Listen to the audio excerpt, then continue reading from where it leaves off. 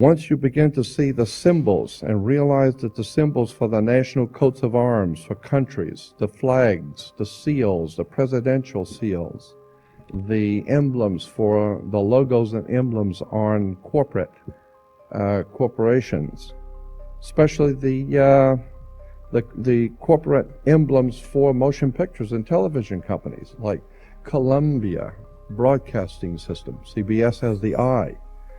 The Colombian system goes back to the Colombian faction of the Illuminati back in the early 1700s, not the late 1700s.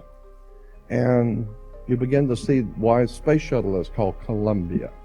You have Columbia University, Columbia Pictures, Columbia Broadcasting. Columbia, very interesting word, and it's connected to the Jesuits. Once you begin to see how words and terms and symbols are used, and of course symbols are extraordinarily important in world affairs, all of a sudden it opens up, as I said, a whole new perspective on how stuff is happening. Let me give you an example of how words, my friend William Henry says you put an S in front of the word word and it becomes swords. The words are swords. They are cutting things. Humans are word responsive creatures. We respond to people's words. When you begin to see how words are used, let me give you an example of the magic. Why do you have to go to court? You go to court because you play basketball on a court. You play tennis on a court. How do you play tennis on a court? You play with a racket. Why? Because the people that develop it know it's a racket. That's where we get the term. Consequently, you need to understand that the words which are used by the systems under which we live are not by chance. In a court, the whole idea in a court is to put the ball back in the other guy's court. So this team of attorneys, they stand up and throw the ball back at the other team. Now the ball's in their court. They have to get up and throw the ball back into that court. The judge wears a black robe. Why does a judge wear a black robe? Well, the same reason Catholic priests wear black robes. Rabbis wear black robes. You wear a black robe. For many years, young people graduating from university and college wear a black robe. What's this stuff with a black robe? Let me give you an example of how this stuff works, and it's a very quick example. There are two basic kinds of law under the law of magic. There are two kinds of laws that govern the earth. One is called the law of the land, L-A-N-D. And we've heard that term, law of the land. Why do you use that term, the law of the land? Because that's where people live, is on land. But there's an opposing law which is far more important, far, far more powerful. It is called the law of water. It was developed under the old Druidic system in Europe, which can trace its history back to the Roman Empire through the Vatican, and ultimately back to the Phoenician Canaanites in the Middle East, of what we today call Phoenicia. Cana was called back what we call today Israel and Lebanon. Syria, that was called Phoenicia, Cana. And the Phoenician Canaanites, so the very word Cana, which we've all heard in relation to the Bible, Cana is a Phoenician word meaning bankers, merchant bankers. Well, the Phoenician Canaanites set up a system of merchant banking and had their Phoenician Canaanite symbols and words connected to their societies, their banking societies. We're talking about in the Middle East. And then through the Greece and ultimately through Rome, and then into Britannia, and ultimately into this country comes an ancient Druidic Phoenician Canaanite magical system of finance, education, and all of it is right in front of you. But if you don't understand what the words are and what the words mean, you're never going to figure out how this stuff works. We all have a cursory understanding of what we think is going on. That's not it. You need to understand that when even on your check, when you're writing a check, the place where you put your name on a check, look at that line, what you're signing on, and get a magnifying glass, and you will find that's not a solid line to sign your name on. That is written. It's a typed written sentence. that's been honed down to microscopic size. Get a magnifying glass and read on a check what is said where you sign your name. That's why the attorneys tell you, you better check the small print. The small print is ultra small. Where you sign your name on a check is saying something. Go back and read it. You need to understand that according to the old Phoenician Canaanite system, which we call today our educational and judicial system, there is no law in this country or in the Western world, no law, federal, state, county, city, commercial, it makes no difference. There is no law on the books anywhere in this country that applies to you as an individual creature. There is no law, because the people who designed the system thousands of years ago realized that there's two of you. There's the one that your mother gave birth to, that God created, so to speak, and even your mother didn't know what you were doing. Even your father and your mother have no idea what you're thinking or what you will do. You don't even know. So consequently, they have no control over you, your flesh and blood self. But somebody has to control this show, and so consequently, the ancient Phoenician Canaanites developed a system by which they would assign to every person a second you. And this is the way it works in America. There is two of you. Just as there are two states in this country, of every state is two states. You have the state of Nevada and Nevada State. You have Cal State, California State, and State of California. Not the same thing at all. California State, according to the law, is one thing. State of California is totally different. Has nothing to do with each other at all. It's the difference between being a lawyer and an attorney. Has nothing to do with them at all. It's totally separate words, means totally separate thing. Consequently, when you understand how words and terms are used and symbols are used, then we go back to the idea of the court. And as I said, there is no law in this country on any books that applies to you. None. All law in the Western civilization applies only to cooperations, co-ops. All law applies only to corporations, period. Across the board. No other, end of sentence. Consequently, there is no law that applies to you personally, so consequently, the system has made each one of you a corporation.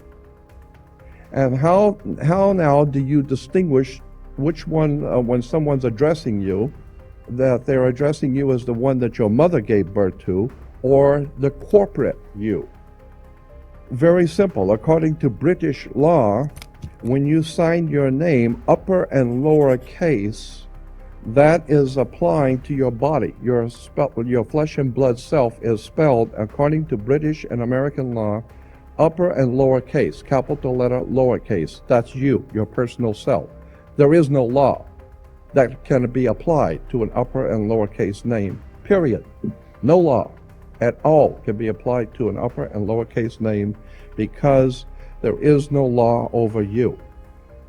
Therefore, every piece of important bills, insurance, driver's license, identification, taxes, I don't care what it is. If it's a piece of business, period, in any kind of way, shape, or form, your name must, by law, international maritime admiralty banking law, your name must appear in all capital letters. You will never get a bill or anything that has your name upper and lower case, because there is no law that applies to an upper and lower case name, period. So if Sears is going to send you a bill, you go into Baskin Robbins or Sears and you order a pair of shoes, what are you going to do? They're going to give you a ticket, and you're going to put it on your bill, and then they're expecting you to pay the bill. And consequently, they're going to charge you. Well, that's the same thing. You go into a courtroom. They're going to read out the charges. And the cop gave you the ticket. and you have been charged with speeding or whatever, and therefore you have to pay the charge. Well, once you understand that in America, according to our laws in America, you cannot pay a bill. Did you know that? According to international banking law, Americans cannot pay a bill. So when you say, well, I got to pay this, I'll pay that bill, well, that's a term that we use, but in point of fact, lawfully, you cannot pay a bill. You can discharge a debt. You cannot pay a bill.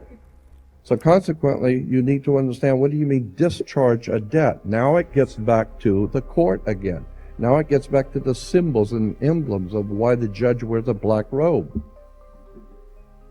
It has to do with the planet Saturn. Saturn is the god that inhibits. He's the inhibitor and the law god, the god of law who inhibits, who holds back. He holds back everything and teaches you a lesson the hard way. Saturn. And women were told in the ancient world to listen to their god Saturn, who incidentally was called Lord of the Rings. Okay? And consequently, they're still making movies in Hollywood on Lord of the Rings, the planet Saturn. Women were told to listen to their god, the Lord of the Rings, so they were wearing an ear ring. Men were to get married before Saturn, their god, so they would wear a wedding ring. Consequently, the king would be crowned before Saturn. Saturn would be the round crown or the corona, the ring. Saturn, the god who is the inhibitor, the god of occult law, the mystical god Saturn, Lord of the Rings, who is in charge of and controls all occult law in the universe. This is why today we know that Saturn was referred to as El, E-L. El is a name that was given to the planet Saturn. And therefore, if you are worshiping Saturn, you represent the law, you are referred to in church today as an elder. How did you get to be an elder? You got to be an elder because you were one of the elites. How did you get to be an elite? You got elected. Because through elections, all of our system is based on occult, mystical words and terms going back to the planet Saturn, going back to the Phoenician Canaanite system of banking. Incidentally, where do you find a bank? We go to banks all the time. Where do you find a bank? Banks are on both sides of a river. They're called river banks. What does a river bank do? It directs the flow of the currency. Your money is referred to as the currency. This is why when you go to court, you have the current, electricity, because it's the juice. And if you don't have the juice, you don't have it. So if you don't have the juice, you can't capitalize. And the capital is a Latin word meaning money. There's a very sinister, frightening, interesting symbolism that has been imposed upon this country, and the people have no idea in the world what's going on. All goes back to the Phoenician Canaanite system, ancient Phoenicia, ancient Babylonian Sumeria, and this is why the work of Zechariah Sitchin is so important. This is where the kings of England get their concept of the divine right of kings.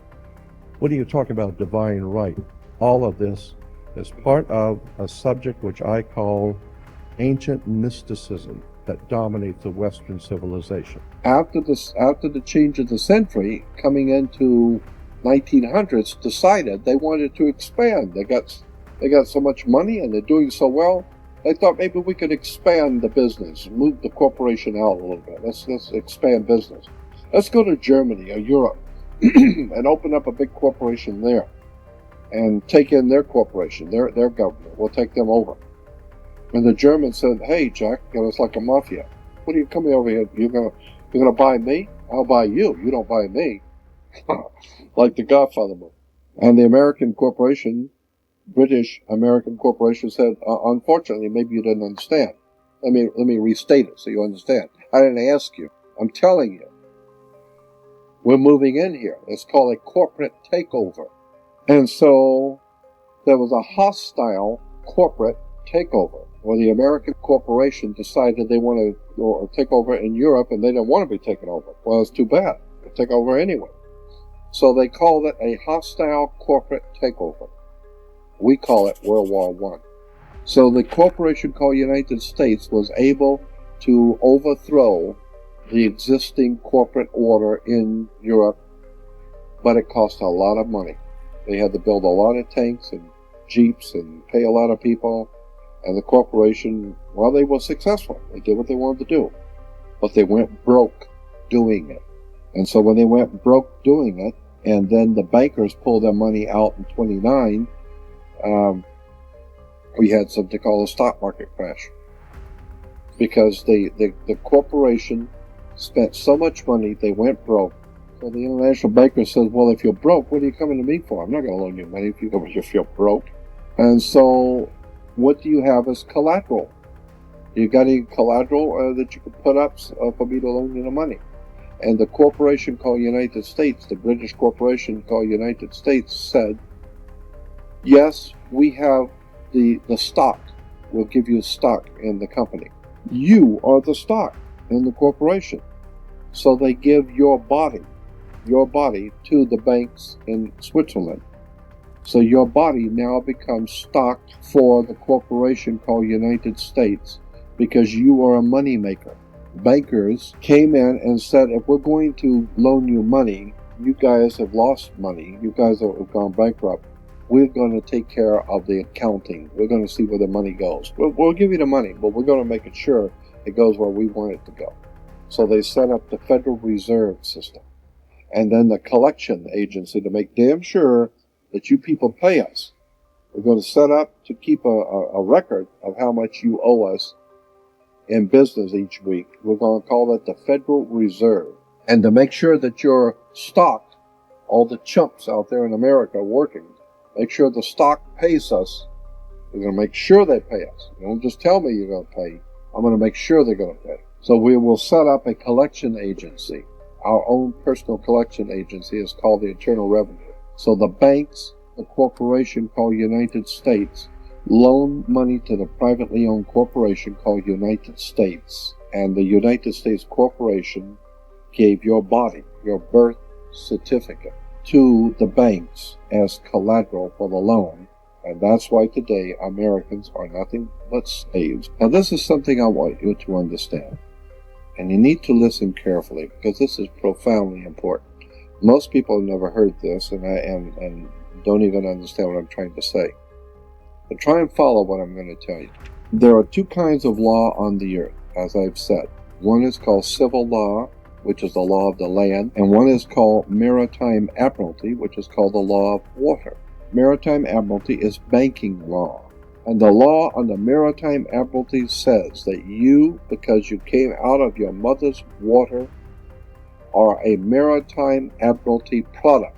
This is why the ship is sitting in its berth and is tied to the dock, and the captain has to give a certificate of manifest to the port authorities, because money is changing hands. This is why when you were born, you have to have a birth certificate. And it's got to be signed by the dock, because that's where the ship is tied to, is the dock. So the dock signs your birth certificate. Why? Because you came down out of your mother's water. You came down her birth canal. You are a maritime admiralty product, and therefore your birth certificate is signed by your mother. And where your mother signed on the birth certificate, get it, you will see it does not say parent or mother, it says informant. Your mother was informing the bank that she has just produced another product to be bought and sold. England, the British Crown, through international banking, owns your physical body. And that's the law. So you can think it's funny all you want. So the bottom line is that you are a maritime admiralty product. And on the back of the Social Security card will be numbers in red. On the front will be in blue or black, but on the back will be in red. The numbers on the back of a Social Security card in red designate your body. It is the serial number of your stock. And this is why if you're wealthy, you are preferred stock. If you're poor, you are common stock. But you are a stock on the stock market.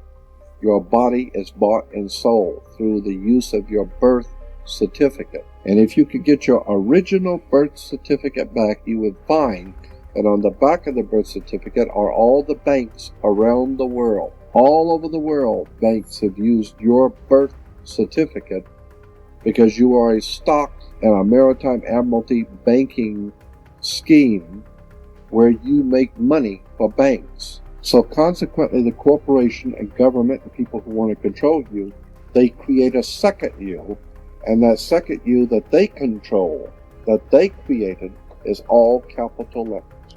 Check it out. Anytime you get a bill, get a lawsuit, you get a fine, a ticket, somebody sends you a bill from the Department of Water and Power, check it out on your driver's license, on your Social Security card, on your insurance cards, anything having to do with business, your name will always be in all capital letters, because only all capital letters can be dealt with by banks and government.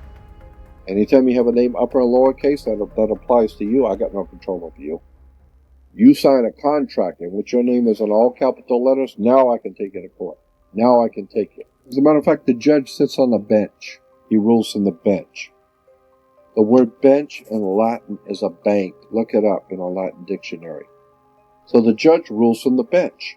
Right, because he's ruling for the bank. Why? Because somebody's going to pay. It's just a game here. The Queen of England wants a cut of the American blood. She wants a piece. So it's going, somebody's going to pay, and the money's going to go where? Into a bank. That's right. The judge rules for the bank. So consequently, if you are working in California making money, you are then referred to as a franchisee. You're a franchisee of a foreign corporation. 1849 Constitution of California says, no California citizen will ever pay taxes in California state. Ever. There will never be a state tax in California. Ever. That's the Constitution of California. But if you say that you're a United States citizen, you're saying you work for a privately owned corporation called United States. Therefore, you are a franchisee of a foreign corporation. Therefore, you must pay the California Franchise Tax Board. Not California State Tax Board. There is no state tax in California.